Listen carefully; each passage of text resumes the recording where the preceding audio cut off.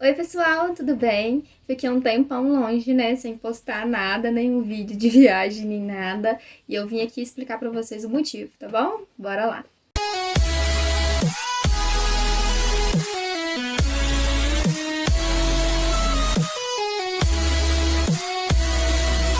Bom, pessoal, eu tô com dois vídeos novos pra lançar já tem um tempo, né, de duas viagens que eu fiz.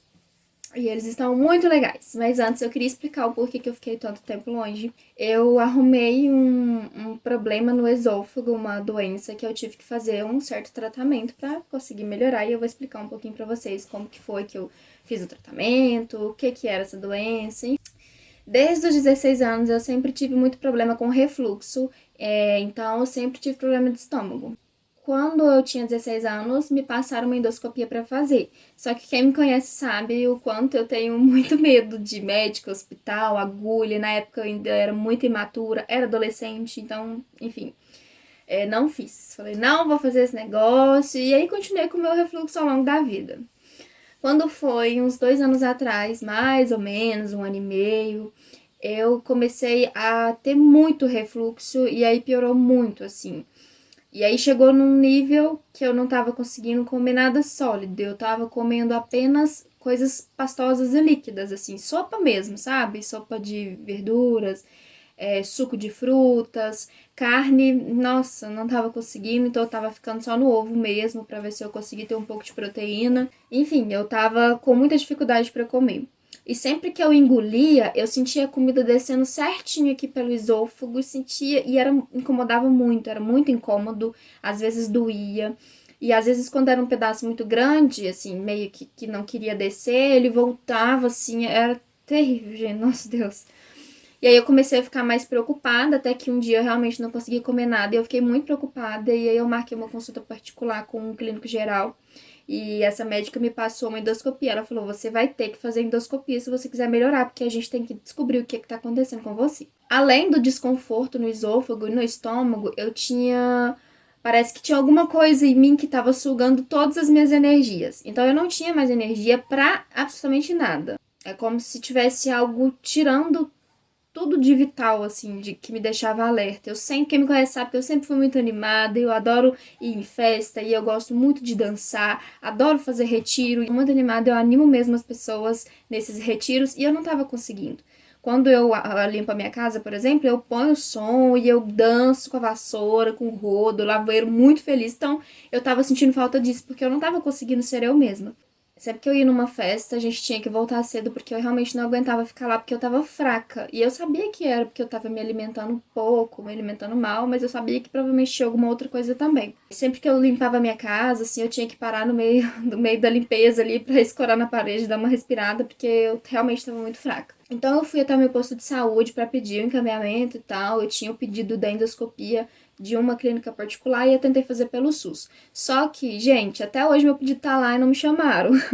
Eu esperei no máximo, acho que um mês, e aí eles não me chamaram, porque o SUS é muito bom para muitas coisas, gente. Só que tem muita coisa, por exemplo, que eles não consideram emergência, aí eles não chamam rápido. E o meu caso, eu tenho 28 anos. Não era considerado uma emergência, porque eles não sabiam o que estava acontecendo comigo. Para eles era só uma endoscopia normal. Fui procurei um gastro, uma amiga minha me indicou.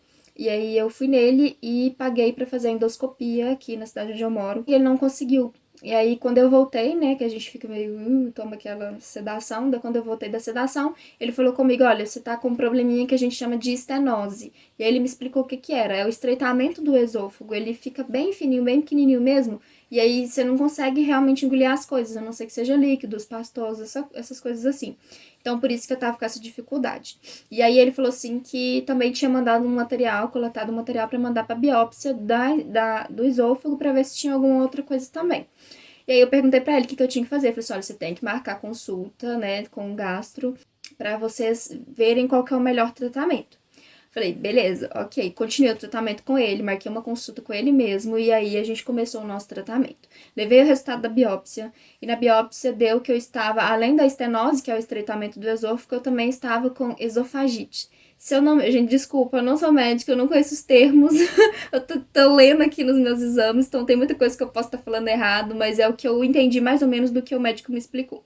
Ele me explicou que eu também tava com esofagite. E a esofagite é como se fosse uma inflamação que dá aqui no esôfago. E ele falou, a gente vai ter que tratar a esofagite primeiro, antes de tratar a estenose. Porque para tratar a estenose, ele ia ter que dilatar.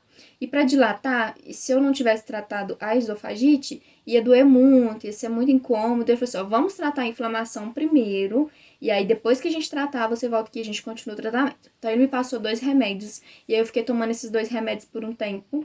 Eu diluía eles, porque como eu não conseguia engolir comprimido, então eu diluía eles e engolia e tratei um tempo essa inflamação com esses remédios. Depois que eu terminei, eu mandei mensagem pra ele e ele falou assim, então agora a gente vai marcar a sua dilatação. E ele não faz essa dilatação aqui na cidade onde eu moro, então eu tive que ir pra Itaúna, porque ele falou que ele só fazia lá, ou em Belo Horizonte, e Itaúna era mais perto. Então, lá vamos, eu e meu marido, pra Itaúna pra fazer a dilatação, que era o processo que eu achei, assim, que eu fiquei com muito medo mesmo. Quem nunca fez uma endoscopia, o que eles fazem? Eles enfiam uma câmerazinha pela sua boca e descem até o estômago pra ver como que tá essa parte do esôfago, o estômago, né, pra ver se tá tudo certo e raspam, né, coletam um material pra fazer algumas biópsias pra ver se tá tudo bem. Da primeira vez, ele não conseguiu fazer, porque a câmerazinha não passou. E da segunda vez a gente já ia tentar fazer a endoscopia com a dilatação. Então a gente conseguiu fazer essa dilatação lá, né, em Itaúna, na clínica de lá. Ele conseguiu, graças a Deus, dilatou certinho, conseguiu chegar no estômago e coletou um material no estômago para fazer a biópsia. Quando eu voltei da sedação, né, a sedação ela é intravenosa, então realmente eu não lembro de nada, graças a Deus. Quando eu voltei, né, da sedação, ele falou comigo, olha, agora o problema físico você não tem mais nenhum, o seu problema agora é psicológico, então você tem que tomar cuidado com a sua mente. Como você ficou muito tempo, né, sem tomar comprimido, né, e sem se alimentar direito, agora provavelmente você ainda vai continuar com medo, mas você não precisa ter medo de agarrar mais nada, porque não vai agarrar. Porque o meu medo era esse, de eu comer alguma coisa muito grande e agarrar e pra tirar é só via endoscópio, porque tinha que enfiar uma coisa na minha boca, vai puxar, que agonia. Então eu tinha muito esse medo. Ele falou comigo, ó, problema físico você não tem mais. Então o que você quiser comer, né, você pode comer, os comprimidos vai dar para engolir tranquilamente. Então você vai trabalhar somente para você conseguir ir voltando aos pouquinhos. Então, no mesmo dia eu já voltei para casa, no outro dia eu já estava trabalhando, eu trabalho com crianças e eu já estava bem animada. Eu fiquei um pouquinho grogue assim, ainda um pouco, mas eu já estava bem melhor. E ao longo dos dias, poucos dias depois, eu já estava muito boa, estava muito melhor. Minha animação tinha voltado, minha disposição também. Eu continuei com uma alimentação muito boa. Eu voltei a comer as coisas que eu queria comer, que era sanduíche, pizza, chocolate, carne. Eu voltei a comer e eu fiquei muito feliz. E não só em relação à comida, mas a minha animação, minha disposição melhorou 100%. Eu fiquei muito melhor depois. Foi questão, assim, de poucos dias eu já tava muito melhor, muito mais disposta. Eu tinha voltado a ser a pessoa que eu era antes. Eu falei com vocês que ele tinha recolhido um material do meu estômago, né, pra mandar pra biópsia. E aí eu levei esse material pra ele, o resultado pra ele, e aí deu que eu estava com aquela bactéria H. pylori e um pouquinho de gastrite. Essa bactéria, muitas pessoas têm ela. E aí ele me recomendou utilizar antibióticos para tratar a bactéria, né, para erradicar ela do meu estômago. Então eu fiz um tratamento em que eu tomava alguns antibióticos, eram 8 comprimidos por dia, 4 de manhã, 4 à noite, meu Deus do céu. Enfim, tomei os antibióticos por um tempo e agora passou, né? Eu parei de tomar os antibióticos porque já tinha terminado e ele falou para eu esperar uns meses pra voltar nele e a gente ver se tá tudo certo. Quando eu comecei a fazer o tratamento com ele, eu ainda perguntei pra ele, doutor, é coisa que morre? E ele falou comigo assim, não precisa preocupar, não é coisa que morre, mas precisa de tratamento pra não evoluir pra uma coisa pior. Querendo ou não, a gente ficou muito assustado, né? A gente nunca espera umas coisas assim na nossa vida, a gente acha que vai ser saudável pra sempre, mas não vai. Mas graças a Deus deu tudo certo. Por que eu resolvi fazer esse vídeo? Não é pra ninguém ficar com pena de mim ou ficar pensando, nossa, coitada. Não, nada disso, gente, porque eu também pensava que era frescura minha. Mas chegou que no final não era frescura minha. Então eu tô fazendo esse vídeo justamente pra falar pra vocês que se você tem alguma dificuldade e que você acha que é coisa da sua cabeça, procura um médico pra você ter certeza que é mesmo coisa da sua cabeça e que não é algo que precisa de tratar. Por quê? É melhor você descobrir que realmente não é coisa da sua cabeça e que você precisa tratar do que ficar aí pensando que, não, é frescura e depois não ser e você não tratar o negócio e evoluir para um quadro pior. né? Então é esse o motivo de eu estar fazendo o vídeo, para tentar chamar a atenção de vocês. Se vocês têm alguma dificuldade, que você acha que é frescura, que é bobagem, que é coisa da sua cabeça, procura um médico para você ter certeza que realmente pode ser coisa da sua cabeça ou se realmente precisa de tratamento. Bom, essa é a história do porquê que eu fiquei tanto tempo afastada. Eu realmente estava sem energia, mas agora tá tudo certo, graças a Deus. Vai sair 2 vídeos de viagem para vocês aí. Vai estar muito legal. E se você acha que alguém precisa ouvir essas informações que eu passei aqui, precisa de um up aí pra procurar um médico, manda esse vídeo pra essa pessoa que talvez pode estar ajudando, ok? Mais uma dica, se você, assim como eu, tem medo, né, de hospitais, essas coisas, sempre procura estar levando, conversar uma pessoa de confiança.